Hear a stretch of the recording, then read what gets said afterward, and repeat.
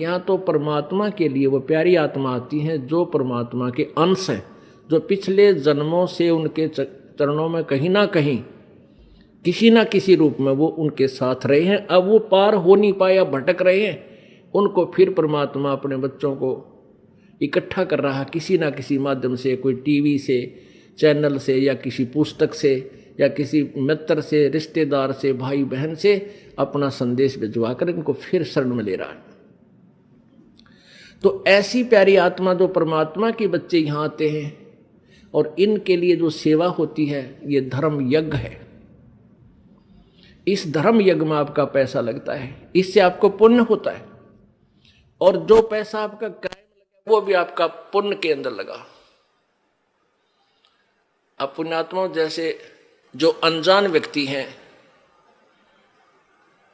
जिनको इस मार्ग का पता नहीं, वो मंगलवार को 1.25 रुपये का प्रसाद बांटनी है, वो तो वहीं तक सीमित है। हम भी ऐसे ही थे जब तक ज्ञान नहीं था। मंगलवार के दिन 1.25 रुपये का प्रसाद बांटा करते, घने उमंग भर जाती तो 5.25 का बांट देते, बहुत खुशी होती। तो ना तो उसने बहुत गुणा पुण्य मान लेते थे। अब परमात्मा कहते हैं जिन हर जैसा सुमरिया बैता को तैसा लाभे, ओसा प्यास न भागे ही जब लग दसे नहीं आबे। कहते हैं जिसने जैसा भगवान की भक्ति सेवा दान किया उसको उतना ही लाभ मिलेगा। ओस चाटन ते प्यास नहीं बुझ सकती, वो तो गिलास पीना पड़ेगा गट गट गट जब प्यास बुझेगी। तो ये जो स्वाप का प्रसाद 100 रुपया पल्ले बांध लिया माता का हमारे नहीं हो जा, और ये छोटे मोटे जो दान हम करा करते, ये तो ओस चाटन वाली बात थी। और अब यहाँ आपने गिलास के गिलास पीने पड़ेंगे और देगा वही परमात्मा। आप देखना खेल मालिक का भगवान क्या किया करता है।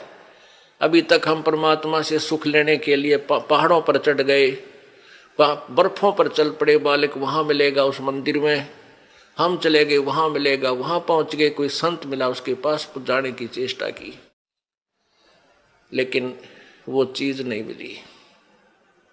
अब आपको वो वस्तु मिलेगी जिसकी गुण गाया करते थे, जिसकी आपको चाह थी, तड़फ थी, और जिसके विषय में सदग्रंथ संकेत किया करते थे। भगवान ऐसा करता है, भगवान कोढ़ी को स्वस्थ कर देता है, अंधे को आंख दे सकता है, बांझ को पुत्र दे देता है, निर्धन को धनी बना दे, कंगाल को राजा बना दे, और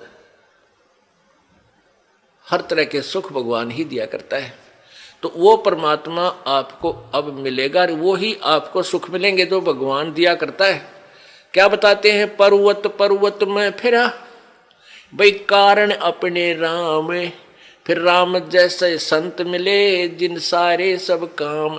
परमात्मा की चाह में अपने संकट निवारण के लिए पर्वत पर्वत घूमा फिरा, कहीं भगवान मिल जावे, और ऐसे संत मिल गए जहां मेरे वो भगवान जो काम करता है और वो काम वहां हो गए हमारे। तो कहते राम जैसे संत मिला जिन सारे सब काम। तो पुण्यात्मा यहां आपको वो सुख होंगे आप सोच नहीं सकते, क्योंकि हम भगवान इतनी तो समझते हैं कि भगवान हमें सर्व सुख दे सकता है, लेकिन वो हो कहीं से नहीं रहे थे। अब आपको यहां से वो सुख होंगे जो आप सोच नहीं सकते कि ऐसा क्या भगवान वर्तमान में भी कर रहा है। तो ऐसे संत मिले तो हमें वो सुख हुए। परमात्मा जैसे ही संत मिले जो परमात्मा सुख देता है, तो आपको इस दास के माध्यम से कबीर भगवान परमेश्वर जी आपको वो सुख देंगे जो भगवान दिया करता है, क्योंकि वो पूर्ण परमात्मा है। जो ऐसे व्यक्ति हैं जो इस तत्व ज्ञान से परिचित नहीं है, वो क्या कहते हैं, क्या सोचते हैं कि भी तुम जाते हो, महीने में 2 बार जाते हो, महीने में 1 बार जाते हो, किराया भी लगता है, काम भी आपका, कार्य भी आप छोड़कर जाते हो, तुम क्यों अपना नुकसान कर रहे हो।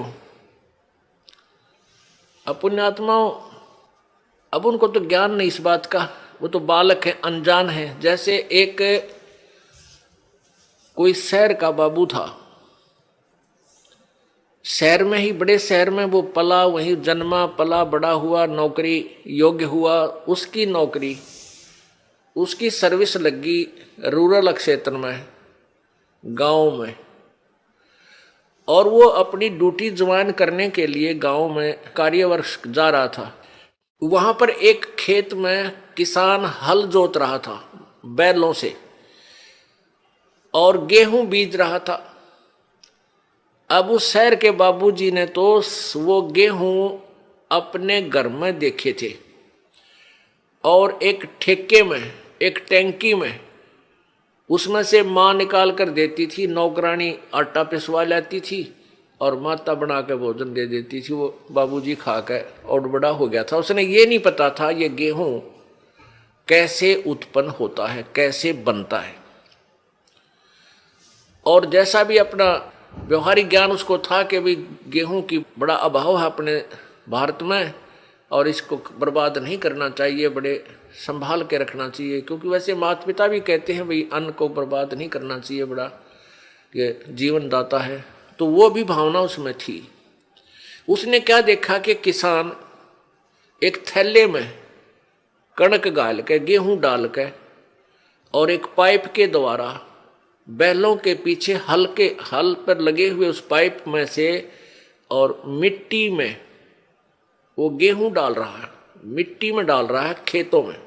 और कुछ गेहूं अलग रखे हैं जिनको दूसरी ट्रेन में वो उठाएगा। तो उसने देखा कि भाई ये आदमी के क्या मिट्टी में क्या डाल रहा है। उसने देखा गेहूं रखे हैं, ये गेहूं ही बीज रहा है।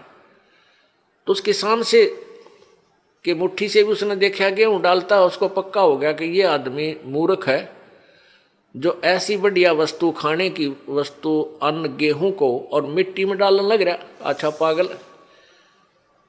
अब उसको उस बाबूजी ने कहा उस गेहूं बीजने वाले हाली से, किसान से, कि भैया एक बार रोकना।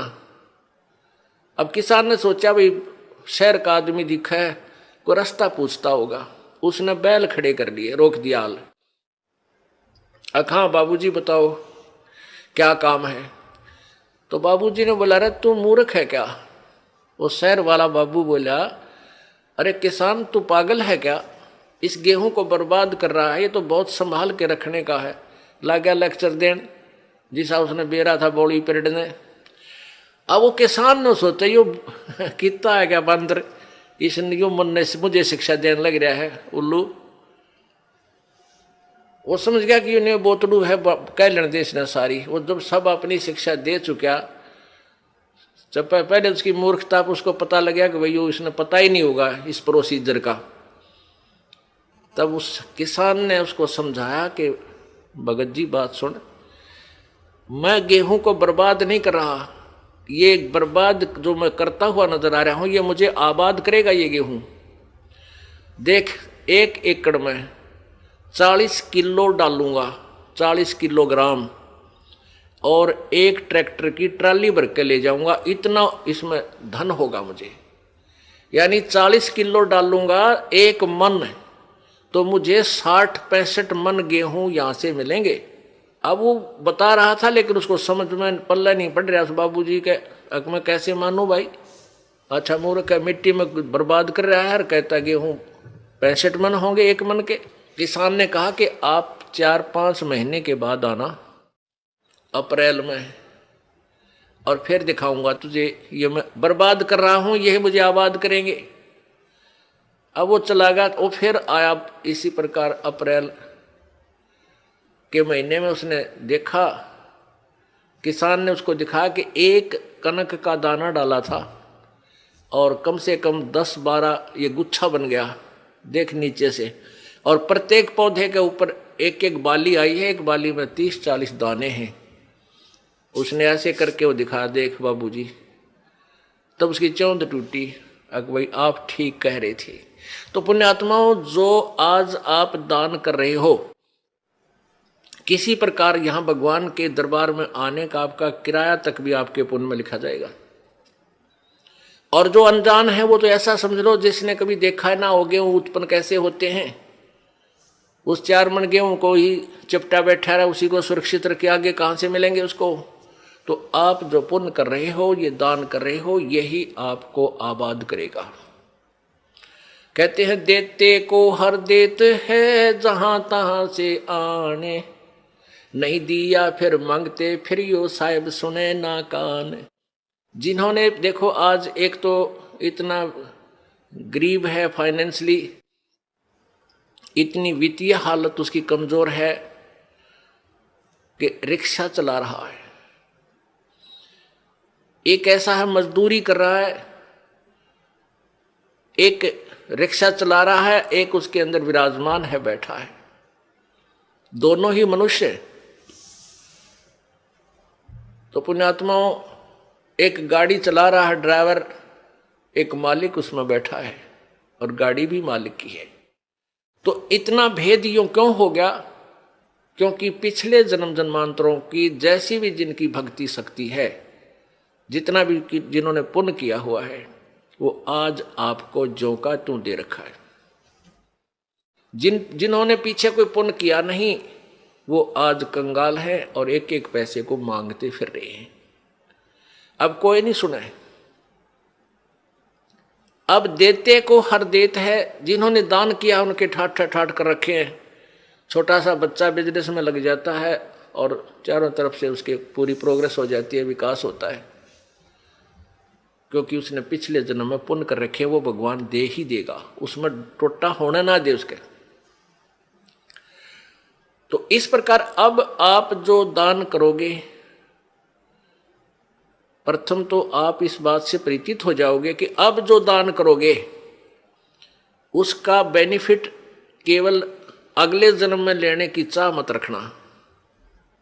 आप जो भी पुण्य करोगे या भक्ति करोगे, अपना जन्म मृत्यु का रोग कटाने के लिए ही करना। फिर रही बात आपको यहाँ की सुविधाएं, ये तो अपने आप मिलेंगी। ये भक्ति का जो बाई प्रोडक्ट है, यहाँ की सुविधा तो आपको फ्री ऑफ कॉस्ट देगा। ये भक्ति की विधि ऐसी है, ये भक्ति का वो यथार्थ वे है, पूजा का साधन है, जिससे आपको यहाँ की सुविधाएं तो अपने आप मिलेंगी, मांगने की आवश्यकता नहीं पड़ेगी आपको। जैसे गेहूं बीज दिया किसान ने, अब किसान का प्रथम उद्देश्य है कि भाई गेहूं हो, मेरा बालक मेरा परिवार भूखा ना मरे, हम जीवित रहें, अन्न को खाएं। और उसके साथ फिर भूसा और बन गया, वो तूड़ा बन गया, तूड़ा जिसको चारा बोलते हैं पशुओं का, वो तो पहले बना। उसका उद्देश्य केवल ये था कि मुझे गेहूं मिले। यहां भी आप देखते हो कि कई लोग ऐसे हैं पैसे वाले, इतना उनका बड़ा फार्म होते हैं, इन क्रेनों से कटवा डालते हैं, गेहूं की बाली बाली निकाल लेते हैं और नीचे वो तूड़ा चारा काट कूट देते हैं, अंदर ही पड़ा रहता है। उनका उद्देश्य गेहूं बीजना ही था। और वो जो तूड़ा है, वो चारा, वो फ्री में होता है, वो अवश्य ही होगा। तो आप यहाँ संसारिक जो आपके ये कार कोठी और धन सुविधाएं आवश्यकता, ये तो तूड़ा समझो इस भक्ति का, ये चारा आपको आप पे मिलेगा। और असली धन है मोक्ष। जो बाली है वो गेहूं समझो मोक्ष है। हमारा उद्देश्य मोक्ष प्राप्ति रहना चाहिए, ना कि वो चारा ही प्राप्त करना। अगर चारा उद्देश्य रहेगा तो आप परिपक्व नहीं होने दोगे उस फसल को, गेहूं को, और कच्चे कोई पशुओं को डालकर आप भूखे मर जाओगे, कंगाल हो जाओगे। इसलिए हमने इस प्रोसीजर को पूरी तरह समझना है, और वो समझाने के लिए आपको यहाँ बुलाया जाता है। अब बताओ, हमने आपको यहाँ बुलाकर क्या क्या कराना है? कोई काम नहीं, कोई सेवा नहीं, सेवा करना तो क्या करें? बच्चे लग रहे हैं, पता लग गया है, लग रहा है कि ये सब अपने सतलोक के वासी हैं। अब ये भूल भटक गए, यहाँ काल के जाल में फंसे हुए हैं, और इनकी जितनी हम सेवा करेंगे, ये मालिक के बच्चे हैं, परमात्मा लाभ देगा सेवा करने वालों को। और आपकी फिर यहाँ ऑपरेशन होगा मोतियाबिंद का। तुम कहाँ फंसे हुए हो, क्या करना था, यहाँ आए किस लिए थे, तुम कर क्या रहे हो? कोटि जन्म तन भर मत होगे, कुछ ना हाथ लग्या रे, कुकर शुकर खरबा बोरे, कौआ हंस बुगारे। करोड़ों जन्म हो गए तो आप जी ने यही कर्म करते हैं ना, अभी तक कुछ भी पल्ला ना पड़ा। आज कोई फैक्ट्री मालिक है, मृत्यु हो जा, कल गधा बन गया, ओ तेरे की। फिर कभी मनुष्य जीवन मिला, फिर कोई पुण्य किया, फिर मनुष्य जीवन मिला, जब वो उसको फैक्ट्री मालिक बना देगा, और फिर मृत्यु। इस जन्म मृत्यु के रूपी रोग से मुक्त होने के लिए आप जी ने इस ज्ञान को समझकर इस भक्ति मार्ग को उसी उद्देश्य से ग्रहण करना चाहिए जो इसका मूल उद्देश्य है। देते को हर देत है जहां तहां से आन, ना दिया वो मांगते फिरियो साहेब सुने नहीं कान। अपने आत्माओं आप कथा सुना करते थे कि द्रौपदी को नंगा करने लगे, उसका चीर उतारना चाहते थे और उसका चीर नहीं उतरा, उसको नी वस्त्र नहीं कर सके। उसके पास कौन सा जादू था, वो भी तो एक इंसान थी। और आप यहां देख रहे हो ना जाने कितनी बहन बेटियों के साथ बेइज्जतियां की जाती हैं, उनकी रक्षा क्यों नहीं होती? वो क्या वो पुकार नहीं करती आपत्ति में?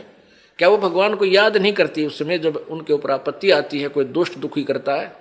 अवश्य करती हैं, लेकिन उनका पिछला कोई संस्कार पुण्य ऐसा नहीं जिसमें भगवान मदद कर सके। तो ये दुर्गति नकली संतों ने करवा रखी है हमारी, जो जिनके पास भक्ति मार्ग था नहीं, संत बन बैठे, उनके आधार पर ये भोली आत्मा उनको संत परम संत जान के वहां अपना जीवन बर्बाद करके भूत प्रेत बन गए, कोई गधा बन गया। अब ये इस परेशानी को उठा रहे हैं और साथ में और दोषी बन रहे हैं, दूसरों को सता कर ये पाप भूत बनकर भी पाप कमा रहे हैं, दूसरों को दुखी कर रहे हैं। अब यहां आने के बाद परमात्मा इनको सीधा कर देगा, आप पे भाग जाएंगे। परमात्मा की भक्ति की में इतनी शक्ति होती है। अपने आत्माओं द्रौपदी जो थी उसकी रक्षा क्यों की भगवान ने? क्योंकि उसने पुण्य किया हुआ था। वो पुण्य कैसे किया था? एक समय परमात्मा कबीर जी परमेश्वर कहते 100 छल छिद्र मैं करूं अपने जन के काज, हरणाकुश उधर विदारिया और नरसिंह धर लिया साज। अपने आत्मा आपको कुछ दिनों समझ में आएगा कि ये नरसिंह कौन बना था।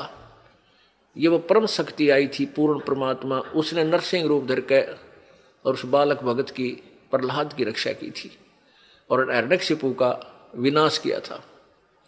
तो कहते मैं ऐसे नरसिंह रूप धारण कर लेता हूं, ऐसे ही वो परमात्मा अपनी प्यारी आत्माओं पर आने वाले आपदाओं भविष्य में जो आनी है उनको बचाने के लिए ना जाने कौन सी लीला कर दे। परमेश्वर कहते हैं हम चारों युगों में आते हैं, कबीर जी बताते हैं। सतयुग में हम सतसुकृत नाम से, त्रेता में मुनिंदर नाम से, द्वापर में करुणा में नाम से और कलयुग में वो कबीर नाम से आए। और उसके बीच में भी वो परमात्मा अन्य रूप बना करके कुछ समय कहीं रह करके लीला कर जाते हैं। ऐसे ही वो परमेश्वर, अब हम यहां आपको उसी दृष्टिकोण से बताएंगे। परमेश्वर एक संत की लीला कर रहे थे और वो संत आंखों से अंधा था। उसके पास केवल एक लंगोट था, कोपीन थी। गंगा पर स्नान करने के लिए गंगा में प्रवेश कर लिया। अब सुबह का समय था, मुंह अंधेरा था, उसमें जाकर के गंगा में स्नान करने लगा। उसी समय द्रौपदी अपने पिता के घर पर थी, वो कंवारी थी, उसकी शादी नहीं हुई थी। सहेलियों के साथ स्नान करने के लिए गंगा पर जाती थी। गंगा के किनारे उसके पिताजी ने एक जनाना घाट बना रखा था, यानी वहां एक स्नान गृह बना रखा था लड़कियों के नहाने का। तो द्रौपदी की सहेलियां और द्रौपदी वहां स्नान करने प्रतिदिन जाया करती थी।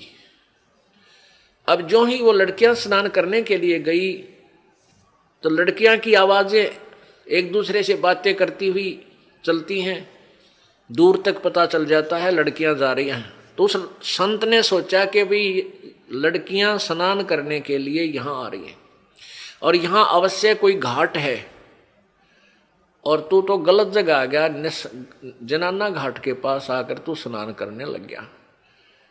इस शर्म के मारे उसके तन पर केवल एक कोपीन थी, पर्दे पर लंगोट था ओनली।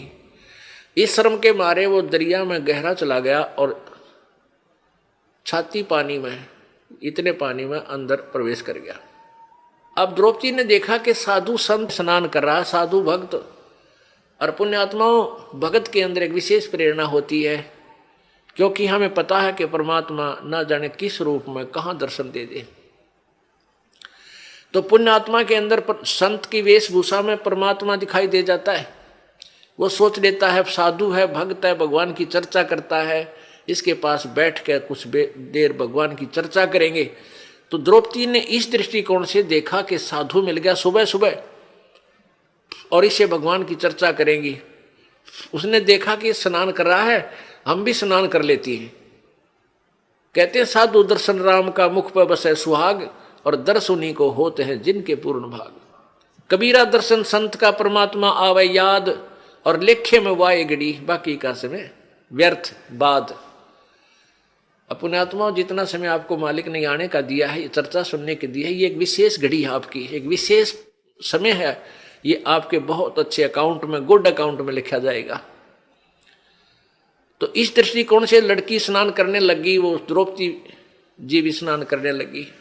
स्नान करने के घंटा आध पौन घंटा उन्हें लगा, बाहर आए, देखा कि साधु चला तो नहीं गया है।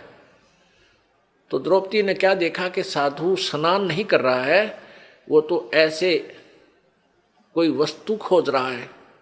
फिर उसने देखा ध्यान से कि इस महात्मा की तो बाहर पटड़ी पर कोई वस्त्र नहीं है, और लगता है इसकी कोपीन पर्दे का कपड़ा इसका बह गया।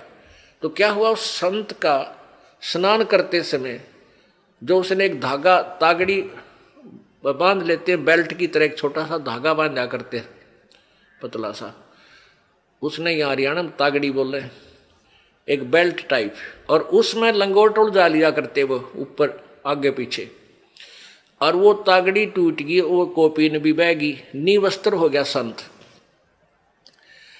अब वो पहले इतने जल में था तो फिर इतने पानी में चला गया और हाथ मार रहा है कि हो सकता है ये लड़कियां नहावें, कोई इनका कपड़ा बह का आ जावे, अपना पर्दे पर बांध के मैं बाहर चला जाऊं, आज तो बड़ी मुश्किल हुई।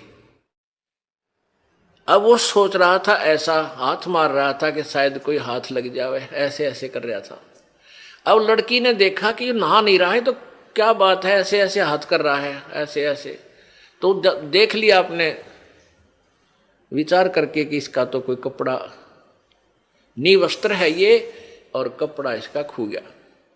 तो लड़की ने, द्रौपदी ने अपनी साड़ी, एक तो स्नान करने बांध के गई थी वो उसमें से नहीं दिया, उसने जो नई धोती धोई धाई कपड़ा था उसका जो बांधना था उस दिन, पहनना था ना कर, उसमें से एक गठ, एक बिलात यानी 9 इंच 8-9 इंच कपड़ा पाड़ा और जल में बहा दिया। उसने सोचा ये जल में बहता हुआ महात्मा के हाथ लग जाएगा और ये उसमें बांध के अपना चला जाएगा, बाहर आ जाएगा। तो महात्मा के हाथ नहीं लगा, संत के हाथ नहीं लगा। उसने फिर दूसरा कपड़ा पाड़ कर डाला, फिर तीसरी ऐसे ही एक स्ट्रिप सी पाड़ी, टुकड़ा पाड़ा कपड़े का साड़ी से, फिर डाला। ऐसे 8-9 लीर, उसका लीर बोलते हैं हरियाणा में, लीर यानी एक टुकड़ा लंबी कतरन सी, वो 8-9 पाड़ कर डाल दी। 8 यानी 8 नीम 72 यानी 5-6 फुट के करीब कपड़ा डाल दिया, महात्मा का हाथ लग गया। अब लड़की ने सोचा भाई साड़ी भी तकरीबन पाड़ डाली है, इसका काम आया को ना।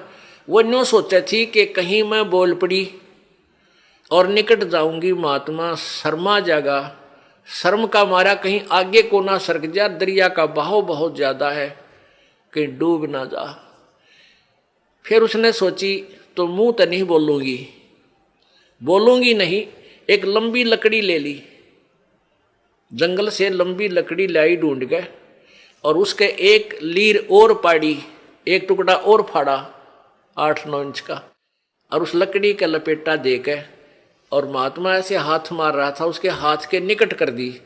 जो ही उसके हाथ लगा लड़की महात्मा का, संत का, एकदम उसने पकड़ा, देखा, अको हो तो बड़ा साइज का कपड़ा मिला है। ओहो हे भगवान, हे परमात्मा, जब आशीर्वाद दिया कि हे प्रभु आपने बड़ी दया करी अपने दास पे। और फिर हिसाब लाकर देखा कि ये कोई कपड़ा वैसे नहीं आया, ये किसी बेटी ने, क्योंकि अंधे के हाथ आंखों का काम करते, उसने सब हिसाब देख लिया, ये साड़ी का कपड़ा है और किसी बहन बेटी ने डाला है। तो आशीर्वाद दिया कि बेटी आज तने मेरी इज्जत रखी है, भगवान तेरी इज्जत रखा है और भगवान तने घणाए दे। अब कहते हैं संत बोले सहज सुबह और जो चाहे सो कर दे। सात वचन पलटे नहीं चे पलट जाओ ब्रह्मंड। अब उस आशीर्वाद दिया, हृदय से दिया। अपना आत्मा यहां देखो खेल भगत कैसा होता है।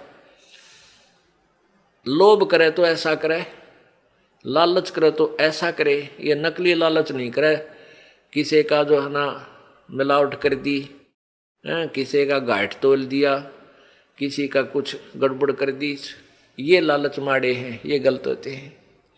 लोभ करे लालच करे तो ये करे कि वहां लड़की ने देखो द्रौपदी राजा की लड़की थी और नौकरानियां और सहेली छोटे घरों की होती थी, न जाने कितनी उनके साथ थी।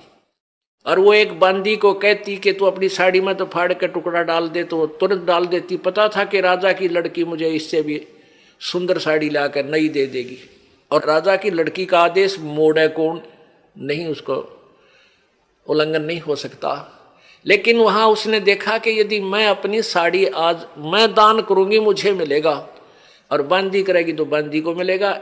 इतनी गलती मैं क्यों करूं, अपनी मजदूरी इसको दूं। तो यहाँ भगत को इस दृष्टिकोण से भी बहुत सोचना होता है। अपना लालच लोभ अब इस टाइप का करे, यहाँ के धन जोड़ने का लोभ आपका विनाशक होता है। और लूटने का नहीं करे, लूटने का करे परमात्मा के नाम पे। फिर देखना अब वहां तो वो अपने घर चलेगी, संत चले गए, द्रौपदी का ब्याह हो गया। विवाह होने के बाद फिर राजा युधिष्ठिर ने एक महल बनाया शीशे का।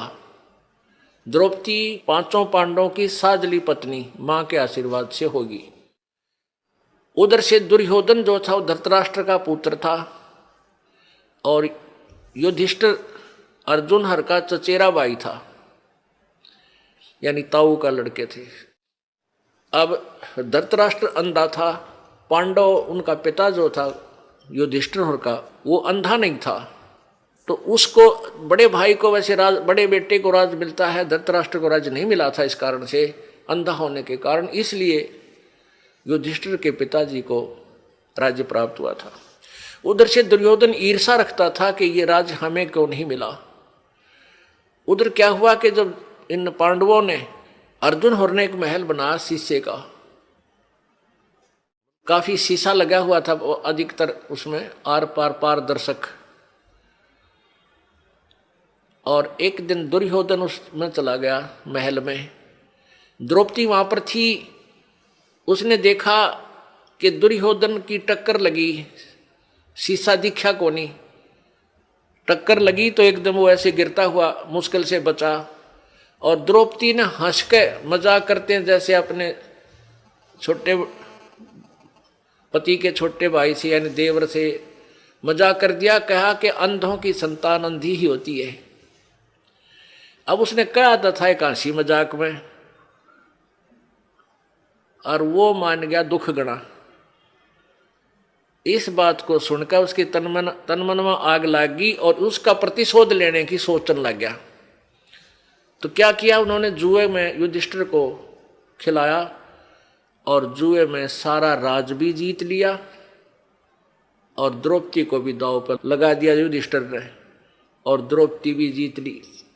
अपने आत्माओं आम जिन के गुण गावें, इस महाभारत ने पढ़कर हम राजी हुआ करते, प्रसन्न होते थे, हमें कोई पुण्य मिलेगा। इनकी कहानी पढ़कर देखा तो हे भगवान बता, ऐसा भी कोई निकम्मा होगा अपनी पत्नी ने जुए पर ला दे। इनके सारे इतिहास इतने बेकार और हम इन न पढ़ा करते, इनसे हम क्या शिक्षा लेते। आगे देखना क्या होगा इनका, इस कथा के अंदर आपको बहुत निष्कर्ष मिलेगा। अब उधर से एक नौकरानी भागी आई दौड़ी दौड़ी।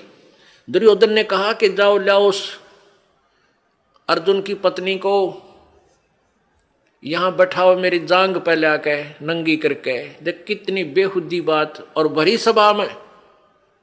अब ये बात सुनकर वह नौकरानी भागी आई कि किसके पास? द्रौपदी के पास, और कहा द्रौपदी आज तक बात बिगड़ गई, आपको जुए में जीत लिया कौरवों ने और आपको वहां पर नंगा करेंगे।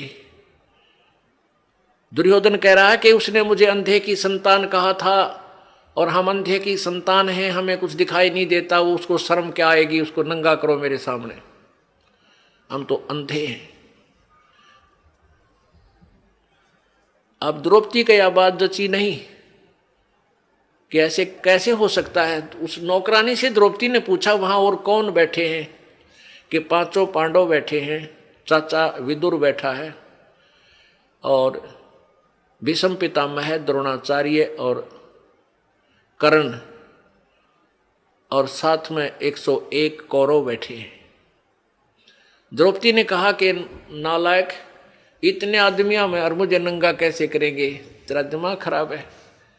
अब नौकरानी नहीं बोली, कहा क्या बोलूं, मैंने जो सुना था बता दिया। इतने में दुशासन जो दुर्योधन से छोटा था वो दुष्ट गया और द्रौपदी को पकड़ के केस बाढ़ पकड़ के और घसीट के लाया और वहां खड़ा कर दिया। और दुर्योधन ने कहा कि इसके कपड़े चीर उतार दो, इसको नंगा करो और मेरे जांग पर बैठा दो। यानी गंदा, कितनी बेहुदी हरकत, और भरी सभा में वो दुष्ट करने जा रहा था। और वहां कौन कौन विद्यमान थे? पांचों पांडव बैठे हैं, उसके पति द्रौपदी के, और भीष्म पितामह द्रोणाचार्य जो गुरुजी थे, और कर्ण, ये तीनों एक नंबर के योद्धा थे। और इन तीनों में से एक भी खड़ा होकर ये कह देता उस दुर्योधन और दुशासन को, खबरदार इस बेटी का हाथ लगाया। वो इतने योद्धा थे, पता था दुर्योधन और को कि तुम्हारा सर्वनाश कर देंगे, तो हिम्मत नहीं थी दुशासन और दुर्योधन की इस द्रौपदी की चीर का हाथ लाने की। लेकिन उस दुर्योधन के मलिन अन्न को खाकर उनकी भीष्म पितामह द्रोणाचार्य और कर्ण की भी आत्मा मलिन होगी, उनके अंदर भी गंदापन छा गया।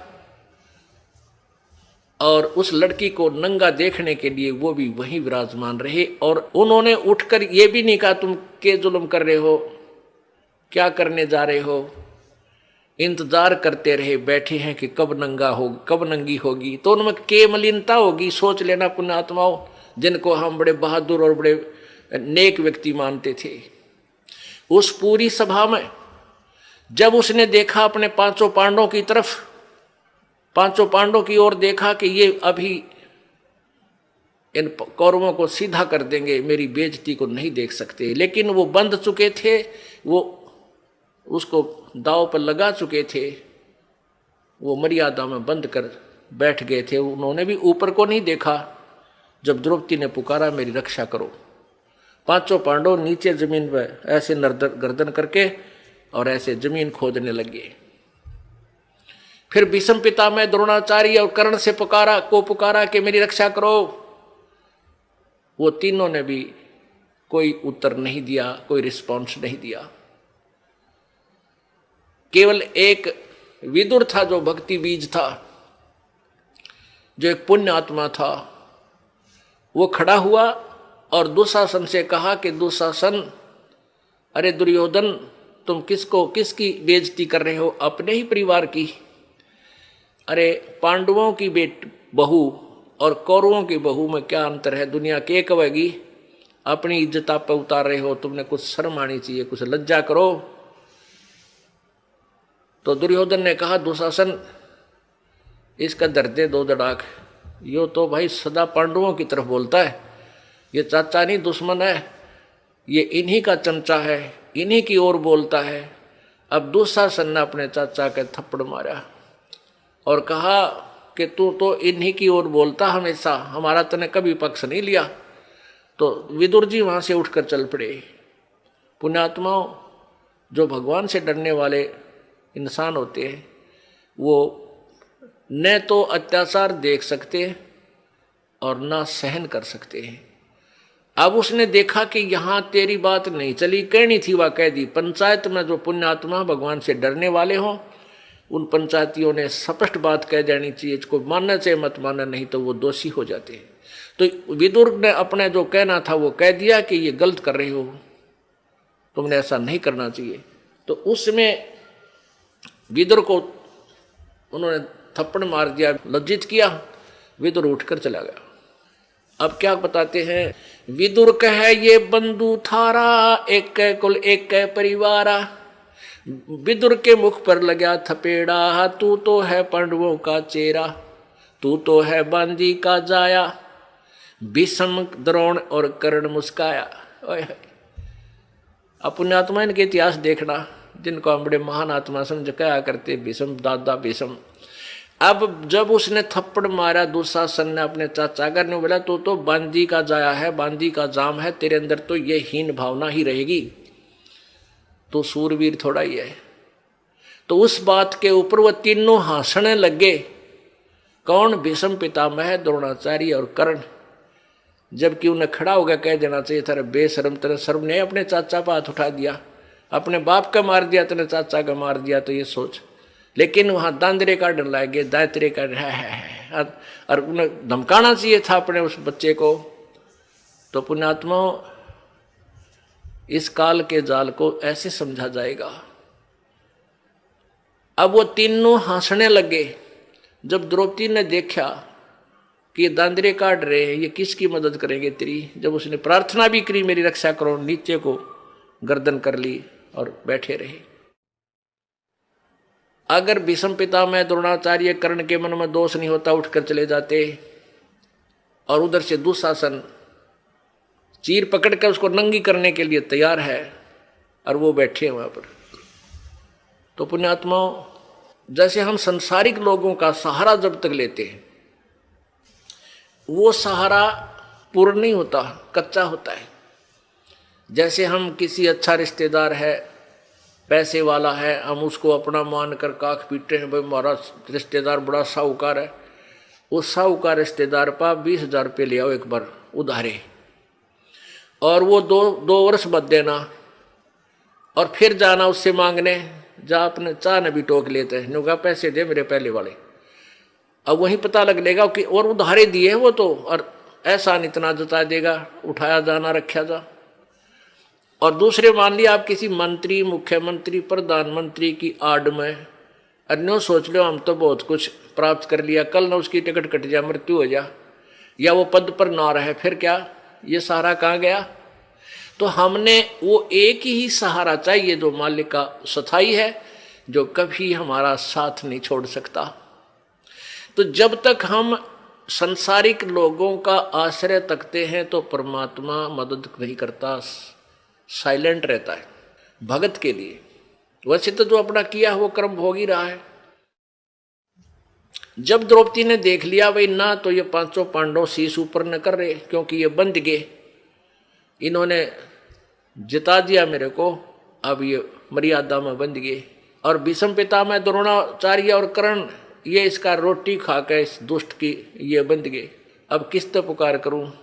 तब उसने जब इंसान का संसारिक सहारा समाप्त हो जाता है, जब भगवान याद करता है, परमात्मा अब तो तू ही है मेरा।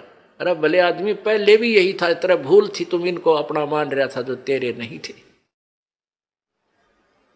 ये स्थायी सहारा नहीं था जिनको तूने अपना जो है सहारा माना था। तो जब उसने पुकार करी है परमात्मा, जब देख लिया कोई रक्षा करनी नहीं, तेरी बेइज्जती होगी, जुल्म हो गया, तो इतना मनंगी होगी। अब बेटी ने यह सबसे बड़ी चिंता होती है, सबसे बड़ा दुख है इसकी जीवन का। तो एकदम उसने हृदय से पुकारा, आत्मा रोई। पुण्यात्मा रोते सभी हैं आपत्ति में, लेकिन क्या होता है कि यहाँ आत्मा की पुकार परमात्मा पूर्ण ब्रह्म सुनता है, मन की बकवाद नहीं सुनता। मन तो पता नहीं क्या क्या मांगे, कदे गाड़ी मांगे, कदे कार, कदे रेल मांग ले, इसका नहीं मेरा के मांगे। और आत्मा मांगेगी आपत्ति में खास चीज जो जरूरत होगी उसकी, तो आत्मा के साथ देता है। तो जो ही उसकी आत्मा की पुकार, और यहां एक धर्मराज बना रखा है इस ज्योति निरंजन ने, और उस धर्मराज के पास न्यायाधीश के उसमें कंप्यूटर में यानी सबके पुण्य डिपॉजिट होते हैं, जिसका जैसा पुण्य बना है शुभ कर्म। तो जो ही उस भक्त आत्मा ने पुकार की, तो उसी समय द्रौपदी की जो पुकार थी वो धर्मराज के दरबार में गई, और वहां एकदम वही कंप्यूटर की वो फाइल खुल गई द्रौपदी वाले प्राणी की, जीव की। तो धर्मराज ने देखा भाई आपत्ति आई है इस आत्मा पर देखो इसका कोई मदद बन सकती है कि नहीं। उसने जो ही उस कंप्यूटर में देखा तो एक संत, परम संत को इसने बगैर किसी डिमांड के, नी इच्छा के, एक इम्पोर्टेंट दान कर रखा है, पूरी साड़ी की साड़ी दान कर रखी है, और संत ने उसके प्रतिफल में एक आशीर्वाद दिया है, और इसके प्रतिफल में मैं इसका खूब मदद कर सकता हूं। तो वहां से वो बटन ऑन कर देता है। तो क्या होता है कि यहां पांचों पांडवों के जो आध्यात्मिक गुरु थे वो श्री कृष्ण जी थे। पुण्यात्माओं, जैसे भी जिस भी इष्ट की जिसने भक्ति करनी है उसका गुरु अवश्य होना चाहिए, तभी उसको कुछ राहत ईश्वरीय एक्स्ट्रा ऐड मिलती है। तो उधर से वो धर्मराज के दरबार से, और वो जो पुण्य था वो आया श्री कृष्ण जी के अंतःकरण में, उसके कंप्यूटर में टक्कर मारी आकर एकदम। और ये सब लीला पूर्ण ब्रह्म करवाता है, कबीर भगवान करता है। उसमें श्री कृष्ण जी अपनी पत्नी रुक्मणी के साथ अपने महल में शतरंज खेल रहा था। अब इस बात को समझना पुण्यात्माओं, क्योंकि आध्यात्मिक ज्ञान है, बड़ी गहराई से सोचना पड़ेगा आपने कि हम किसको कर्ता मान रहे थे, वास्तव में कर्ता है कौन। तो जब वो रुक्मणी के साथ वो खेल रहा था शतरंज, तो उसमें पासे डालते हैं ऐसे, और पासे डालते डालते कोई शब्द बोलते हैं, कच्चे 11 पक्के 12 पौ 12, या जैसा भी कोई ऐसा बोलते, ले ऐसे बोलता हूं मैं, ऐसे मांगता हूं। वो मिलते क्या है ओड़े सोड़े, वो बाद की बात है।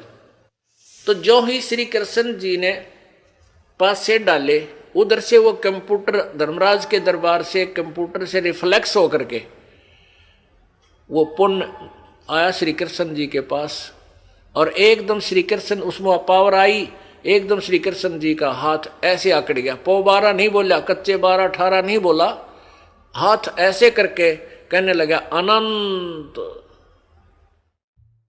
जैसे किसी में प्रेत आ जा रहे एकदम कहता कुछ रोकड़ जो रोकी करने लग गया, ऐसे उसमें ऐसी क्रिया श्री कृष्ण जी की होगी। तो रुक्मणी ने हाथ पकड़ा और हंसने लगी, कहने लगी ये अनंत क्या है, ये कहते 11 बोल के 12 बोलने थे, ये अनंत क्यों कहा। तो वहां श्री कृष्ण जी ने के अंदर वो चेतना दी काल परमात्मा ने। अब क्या बोली वो पावर जो श्री कृष्ण जी के अंदर आई थी, रुक्मणी कर पकड़ा मुस्काई, हाथ पकड़ के हंसन लगी, और अनंत कहा, मोकू समझाई, यो अनंत क्यों कहा तने मुझे समझा। अब कहते हैं दुशासन ने द्रौपदी पकड़ी और हमारी भक्ति सकल में सिकरी, जय हमारी भक्त पिछोड़ी होई तो हमारा नाम न लेवे कोई। तंदे ही से पासा डारी, वो तो वहां खेल रहा है, फिर पासे खेलने लग गया इतना कह के।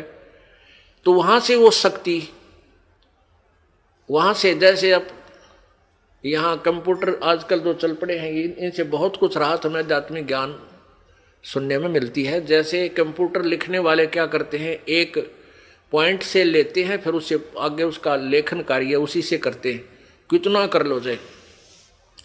तो ऐसे वहां से वो शक्ति, फिर वो परमात्मा सूक्ष्म रूप धार के कबीर भगवान गुरु मर्यादा को रखते हुए वो पूर्ण ब्रह्म सूक्ष्म रूप धारण करके और श्री कृष्ण रूप बना के द्रौपदी के शीश के ऊपर आकर विराजमान हो गया। बाहर पीछे से ऐसे कर दिया, आशीर्वाद दिया पीछे खड़ा होकर के, किसी को नहीं दिखाई दे रहा।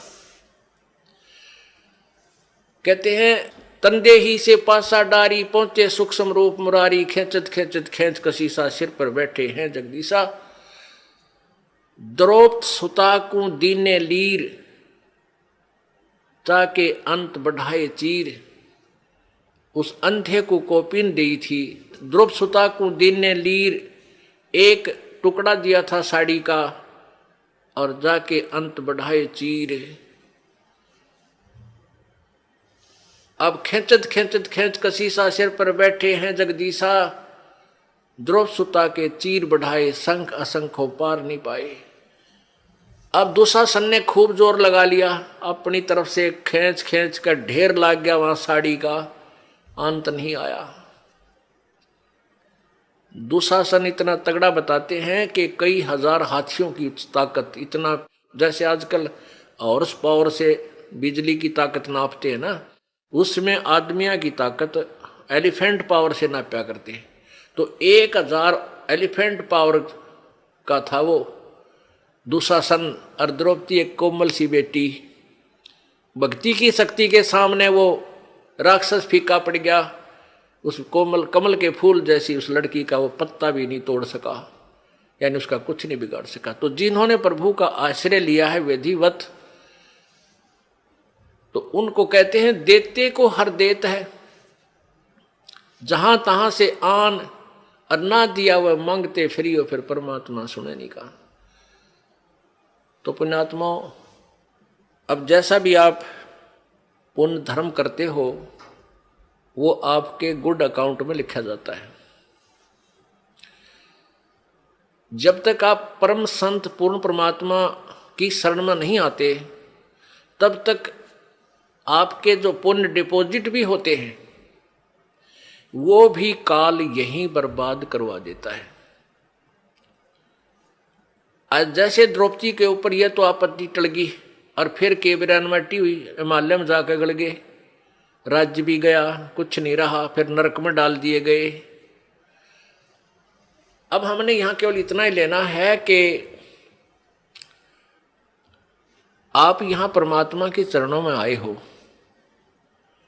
आपका प्रथम उद्देश्य ये हो कि मेरा जन्म मृत्यु का रोग कटे, क्योंकि आप जी ने असंख्य जन्म हो गए यहां जन्मते और मरते को। कभी राजा भी रहे, कभी आप रानी भी रहे, और फिर भिखारी बनकर भी घूमते रहे। अब कहीं पर भी आपको स्थायी स्थान नहीं मिला। जैसे आपने पुण्य किए तो आप स्वर्ग चले गए। स्वर्ग क्या है? ये एक होटल है, एक रेस्टोरेंट है। जैसे कुल्लू और मनाली, शिमला, गर्मियों के दिनों में साहूकार लोग 10-20 हजार 50 हजार रुपये ले जाते हैं, और 1 महीना 2 महीने वहाँ होटल में कमरा किराए पर लेकर और वहाँ रहते हैं, ठाठ करते हैं, घूमते हैं, फिरते हैं। बड़ी ठंडा मौसम होता है, हिली स्टेशन है और लेकिन वो पैसे जेब से उन्हीं के लग रहे हैं, होटल का किराया, खाने का खर्चा। जब वो 2 महीना वो 50 हजार रुपये खर्च हो जाते हैं परिवार के, तो फिर वो अपने कर्म क्षेत्र में आ जाते हैं कंगाल होकर। और फिर अगले सीजन में क्या पता सूत बैठे 50 हजार सेविंग हो उनका ना हो। तो इस प्रकार जब आप यहाँ कोई साधना करते हो, जब तक ये सच साधना आपको नहीं मिली, अपने पुण्य के आधार से स्वर्ग चले गए। उस स्वर्ग में आपको देव बना दिया, देवता, या कोई और पद दे दिया, या वैसे कॉमन स्वर्ग में आप ठाठ करो, लेकिन वो पुण्य आपके ही समाप्त हो रहे हैं। जिस दिन आपकी पुण्य पूंजी समाप्त हो जाएगी, उसी दिन आपको वहां से, जैसे यहां से मार दिया जाता है, वहां भी आपको मार दिया जाएगा। अचानक मृत्यु होगी, तुरंत नरक में, फिर नरक में डाले जाओगे। तो इस झंझट से पीछा छुटवाने के लिए आपको ये परमेश्वर कबीर जी की शरण लेनी पड़ेगी। और इन नकली कबीर पंथियों संतों से भी आपका काम नहीं चलेगा, क्योंकि उनके पास यथार्थ भक्ति विधि नहीं है, परमात्मा का यथार्थ ज्ञान नहीं है। तो पूर्ण संत से, और जिसके पास वो मोक्ष जड़ी हो, वो मंत्र है सतनाम और सारनाम, वही आपको इस जन्म और मृत्यु के झंझट से छुटा सकता है। तो वो जड़ी इस दास को परमात्मा ने दे रखी है। आप अब शिक्षित समाज है, पढ़ा लिखा एजुकेटेड जो है ना पूरा समाज हो गया है, बहन बेटी भाई। अब आप इस तत्व ज्ञान को जो दास आपको बताता है, जो परमेश्वर ने इस दास को बताया है, सदग्रंथों में विद्यमान है, इसकी तुलना करो आपके गुरुजियों के ज्ञान से, और फिर देखो वो अधूरे हैं या पूरे। टोटली इनकम्प्लीट पाओगे आपको, सारे नकली कति टोटली पूरे पृथ्वी पे। आप इस बात को अभिमान मत समझना, इसको तत्व ज्ञान समझना, ये सच्चाई समझना। अभिमान नहीं करता ये दास, क्योंकि अभिमान तो वो इंसान करे जिसका कुछ अपना कोई योगदान हो। ये तो परमेश्वर कबीर जी का दिया हुआ ज्ञान है, दास को उन्होंने बुद्धि दे दी और आपको बता रहा हूं समझा के, इतना ही मेरा योगदान है। तो किसी के पास भी पृथ्वी पे आज मोक्ष मार्ग नहीं है, वो केवल इस दास के पास है। और आप भी इसको ग्रहण करो, और अपने जो भी आपका साथी है, बहन भाई है, मित्र है, रिश्तेदार है, उनको भी समझाओ और ये नाम उनको दिलाओ, कल्याण करवाओ। बोलो सतगुरुदेव।